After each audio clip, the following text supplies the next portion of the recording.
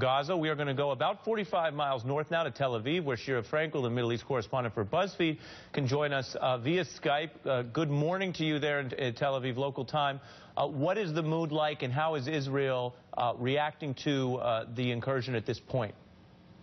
Well, Israelis at this point are wondering when this incursion is going to end and where it's really going. Netanyahu has at various times promised to bring Hamas to its knees, to end Hamas entirely as a political organization.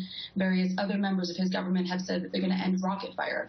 But Israel's military has said that's not entirely possible, and that Israelis will need to somewhat lower their expectations. At the moment, the Israeli offensive into Gaza is focusing on the tunnels. They're trying to dismantle that sort of elaborate tunnel network, especially the one that's between the border of Israel and Gaza.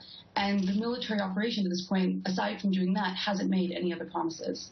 And Prime Minister Netanyahu has faced domestic criticism within Israel for waiting in terms of how long until he began this counteroffensive and waiting as Hamas basically declined some of the ceasefire offers, although they complained that Egypt hadn't really consulted them in negotiating them. Has this incursion now quieted those criticisms domestically of Netanyahu's approach? Well, a prime minister or a president in a time of war is always going to have a little bit more domestic peace.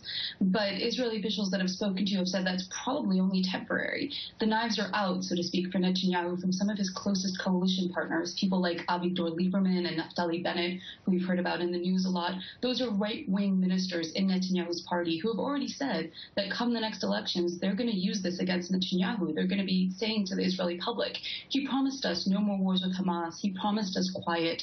And did he deliver? All right, Sheera Frenkel, thank you for joining us here early in the morning, your time. And